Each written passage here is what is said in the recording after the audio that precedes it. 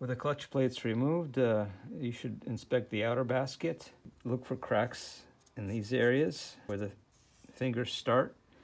This clutch basket looks good. Another thing to check for are these wear patterns here. These are normal, not excessive. My finger doesn't really catch in them.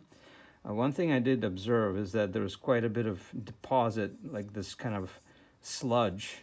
I removed the sludge from all of the fingers, and this is the only one I kind of left for demonstration purposes. So I'm just going to use a little bit of carb cleaner, as you can see.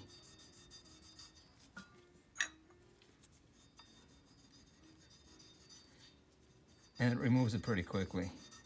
I'm not going to do the whole thing. It just takes a little bit of time with some carb cleaner and a Q-tip. Another thing I wanted to mention is that if the clutch outer basket is notched and you have to replace it, the first thing you have to do is you need to remove this guide, and the manual tells you to kind of grab onto this little tang there with pliers, which I imagine is going to be a bit of a trick. So there's a better way to get this guide out, and that's by putting the transmission in first gear and spinning the rear wheel. Now you have to have the bike on the center stand with the rear wheel off the ground, transmission in first gear. If you just spin the wheel, you can see what happens.